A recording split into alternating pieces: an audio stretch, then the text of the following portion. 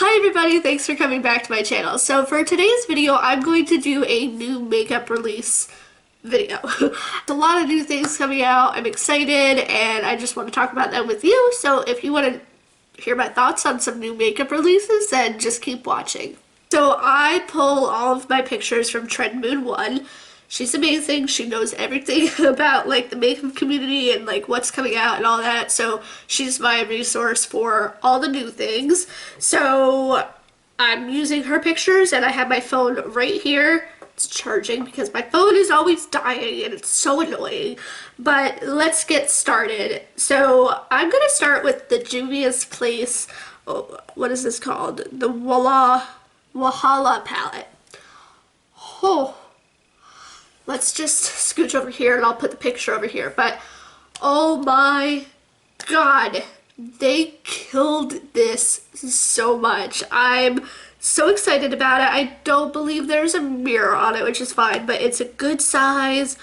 Oh my god, it looks so pretty and it looks like it's got some duochromes in it. It looks very, very interesting. It's $36, which is not bad. Trend Moon has a 10% discount code on her page. But I have a lot of bright palettes right now. This is not necessarily a bright palette. This is more of a deeper jewel tone palette in my mind. So it's kind of different from what I have. But I want to see a little bit more talk about it and reviews and all that and see what people think. I'm sure it's as good as Juvia's Place is, and I like how there's some lighter colors in there. I don't know, it just feels like a me palette and I may have to get it, but I'm waiting for, number one, it to go back in stock because I believe it sold out, and number two, for a bigger discount than 10%. Just considering that I have so many bright palettes and colorful palettes already, I don't want to spend full price on another one. So we'll see how that goes, but that's definitely something on my list. I'm very interested in that. Moving on, we have the Pat McGrath. Let's go there. The Pat McGrath Divine Rose palette. Mothership 8. Divine Rose 2. What the hell is the name of this? That's literally the whole thing that, wow, okay, that's excessive. I've never purchased any Pat McGrath items. It is $125, so I probably will not purchase it unless it's like 50% off, like coming down the line, even though that's still a lot of money. So, yeah, the packaging is stunning, but again, I've never tried Pat McGrath or Natasha Denona. I like how Natasha Denona has the little 5-pan palettes to try, but this is a little excessive. But the packaging is stunning. I feel like her packaging, Pat McGrath's packaging, is way better than Natasha Denona, though. Like, it's more artistic, so I do appreciate that. But as far as me purchasing like a high-end palette, it's not gonna happen. I just can't. I want to, and maybe one day, but like right now, I don't think it's the best thing to do.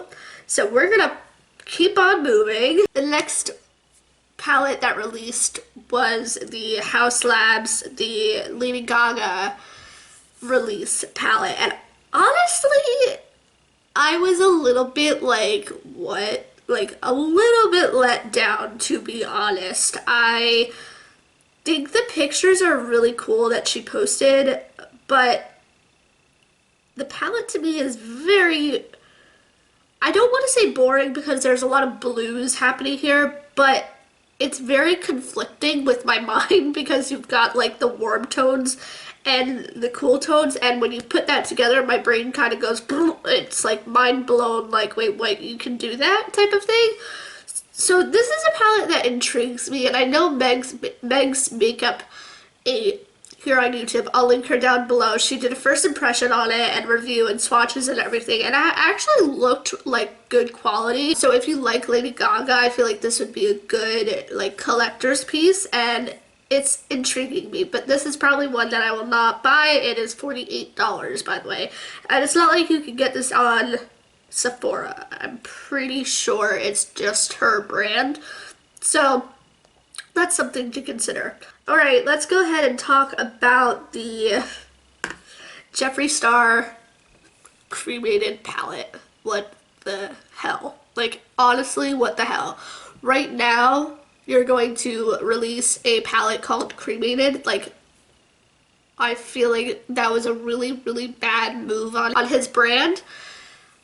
I think he should have waited at least 2 or 3 months because this timing is just terrible. Like, I don't want to support this palette. I like him as a, well, I liked him as a brand. This is kind of like twisting my arm in the other direction, but also if you're looking at just the palette and not the like name of the palette, there is so much redundancy in this palette, it's stupid.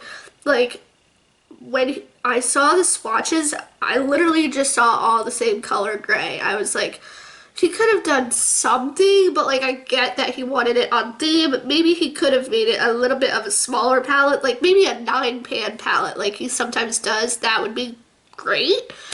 But this is just, it's putting a bad taste in my mouth, to be honest. So what else do we want to talk about? We're scrolling up to quite a bit, and we've landed on the, I don't know how to say this, the Queen Beauty Shop. The Brazilian Carnival palette, the one that's got like however many, so like 100 shadows or so, give or take. My God, who asked for this? Like, it's just unnecessary.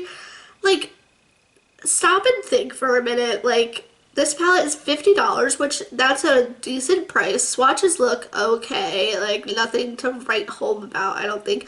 Where on earth are you going to put this palette? That's what I want to know. Like, how on earth are you going to store this palette?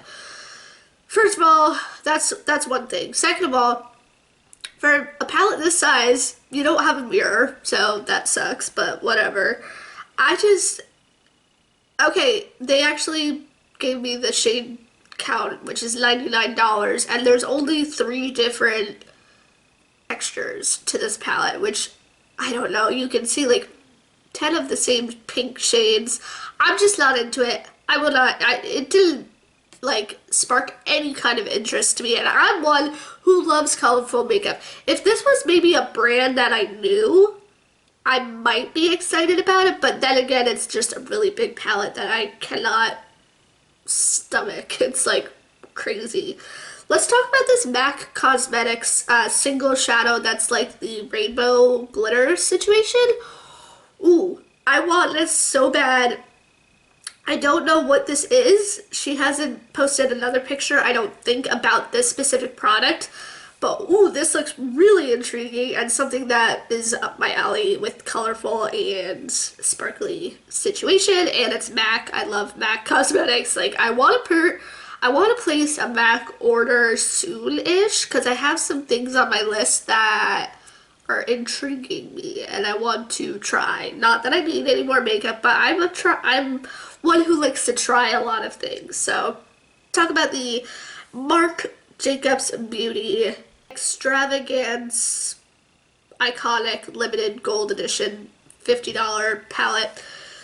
That thing looks absolutely gorgeous. I mean, it's stunning. I like the color selection. Marc Jacobs shadows are very luxurious. I have a palette by him and I just go gaga over it, which is funny because Gaga, Lady Gaga. Anyway, the packaging is gorgeous. I love the black and gold striped. I think that's really chic. It's different. His regular palettes are silver, so it's kind of cool that he switched it up.